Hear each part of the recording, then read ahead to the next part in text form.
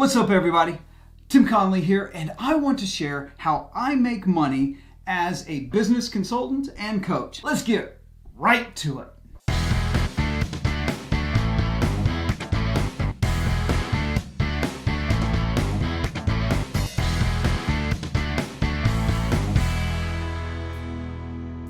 A couple of years ago, I was giving a talk in Chiang Mai, Thailand to a group of about 40 digital nomads.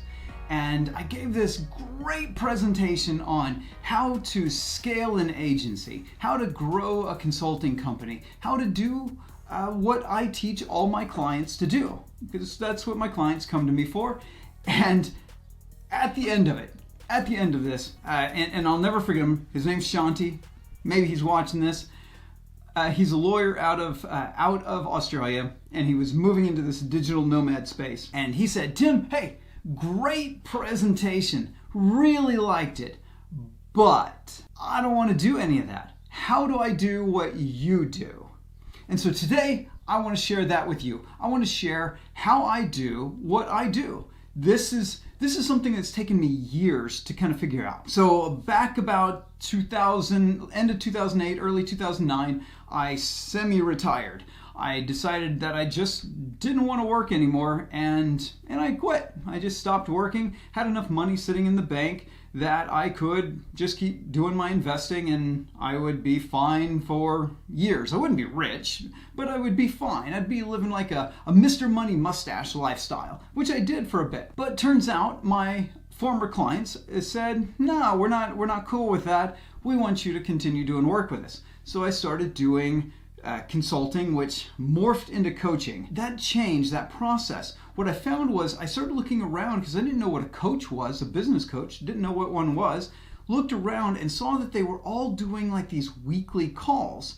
And I was doing weekly calls with my clients to help their teams build marketing campaigns and fix their operations and, well, all the stuff I still do today. But I realized something. I realized that I didn't like working in that capacity, but I learned a little lesson. It was in January of 2009 at the inauguration of President Barack Obama, first inauguration of President Barack Obama.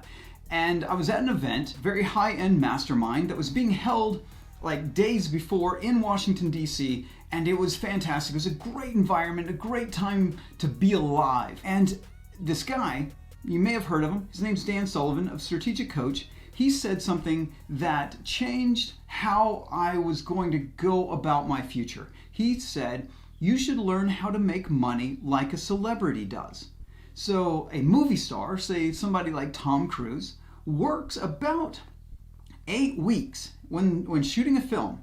He's getting paid like $25 million or whatever for the film, and he works on set for like 8 weeks, and then he's done. Everybody else in the whole film industry is like busy getting that film turned into something that we all are going to watch. And then right before the film comes out, Tom Cruise hops around, goes out and does a whole bunch of promotion for the movie, and that's his entire work. Sure, there's more to it behind the scenes and all that stuff, but that's his actual, let's call it billable work. And that's what I was looking at with my consulting company. What is billable work? And how can I structure it so that I'm doing billable work more like a celebrity, where I get paid most of the money that I ever need within the first few months of the year, so that any money I make the rest of the year is just bonus. And that's how I've structured the way I do my consulting and coaching. So let's get into the brass tacks of how this actually works. So I make several $100,000 a year, and I work part-time, and I've done this on purpose. I'm trying to build up my business like a celebrity. So that means I take months a year off where I'm not working. I'm not doing any work for any of my clients. And I like to travel. I like to travel 2 to 3 times a year for about a month each time. And in that time, I'll take some time off. I'll do some admin work, some content creation, some marketing, and I'll do a little bit of client work. during those times that I'm running around somewhere on the planet. So how am I able to do it? This is where my calendar comes into play. So I set up where I only do client work on the first and third weeks of each month. The second and fourth weeks, I do all my admin work, I do all my marketing, I do all my content creation on those weeks. So, but what's the math on that? 4 weeks times 12 is 48. Well, there's 52 weeks out of the year. Well, where's those other 4 weeks? Vacation time. There are 4 months out of the year that we have a 5th week available to us. I just block those off on my calendar. 0 work on those months with the 5th week. What I started doing over these last few years is after I figured out which months have the 5th week, I then go in and turn the 4th week right before it into vacation time too. So I get 2 weeks off 4 times a year. That's 8 weeks, just straight vacation, no work whatsoever. That still leaves me with a lot of weeks available for doing client work. And that's what I structure all my value add for my clients into. So that's how I've structured my business consulting and coaching. So that my coaching is a call with my client on the first week and third week. On my consulting projects, I only work on those clients on the first week and the third week. There's no client work on the second and fourth weeks of each month.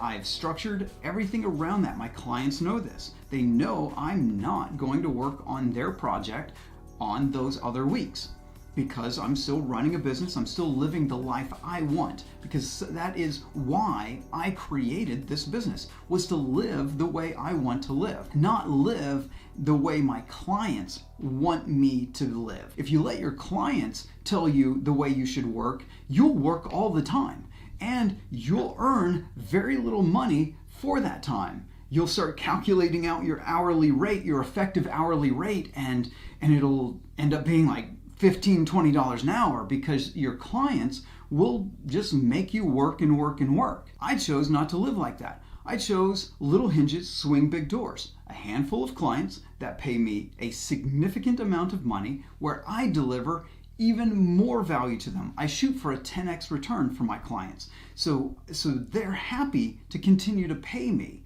because I'm giving them far more value than I take, even though hourly I don't put in very many hours. And that is where I go into like value-based pricing. I bring a lot of value to my clients and I get paid based on that value. That allows me to earn a very high effective hourly rate if we were to, just divide hours of billable client work with the amount that I actually earn. That's what I want you to do. I want you to figure out your agency, your consultancy, your B2B professional service. However you serve B2B clients, I want you to learn how to structure it so that you can have a lifestyle similar to mine if you want it. But if you want to scale, you can take the same thing that I'm doing and use it to build in very high margins so that you can scale. And I'm going to be doing another video that's going to be coming out in a few more days that's going to be on how to do recurring revenue correctly. And this is important. High margin, like I'm doing, plus a recurring revenue that actually makes sense for the client. Okay, so I have had a pushback on this idea ever since I started sharing it. Because a lot of you, probably watching right now, are billing in some form of hourly. Sure, you may call it a project fee, but it's really based on how many hours you're trying to make sure you don't put in too many hours on a project, or you are actually billing hourly. I've had IT consultants, I've had, accountants, attorneys. I've had a load of B2B professional services all tell me that my way of doing things would not work for them because what they are effectively selling is augmented labor. I don't sell labor. I don't sell my time. Sure, it takes some of my time to do it, but I don't sell that. I sell what's up in here. I sell experience, knowledge, insight, Innovation, creativity, that's what I sell to my clients, and it gives them a result that they're after. Say you're a designer and a company says, come on in, do this design work for us. We need a website, we need a new logo, we need new colors, we need like an entire brand identity done. And then they're gonna say, okay, here's your hourly rate. We're gonna pay you this. And then you just come in and you just work for them. And then you keep working and working until the job's done and you're getting paid an hourly rate just like their employees are. That's most freelancers, what they do. IT consultants do a lot of the same thing, where especially in the world of software, where they will be selling their actual coding time. Right there, they're typing it, right there, coding, and that's what they're selling. So they sell coding time, not the result that their coding will achieve. And so they can only imagine being augmented labor. They're just being a contractor, a laborer brought in to assist the team that already exists. I don't do that. I am brought in to enhance things that they can't get through labor alone. And once you start seeing where your service can actually be a value add beyond labor, where essentially you're selling your thinking, the thinking, not you'll hear selling strategy and stuff like that, and that's important, but it's really selling thinking. You have intellectual property locked into your noggin. Maybe you've gotten it written down into processes and stuff, but you have intellectual property. That is the thing that's going to generate the results, and they will pay you far more for that. Because if you're just selling your labor, what are you selling? Well, labor, and there's other people who sell that labor too. So you're now just competing on market rates.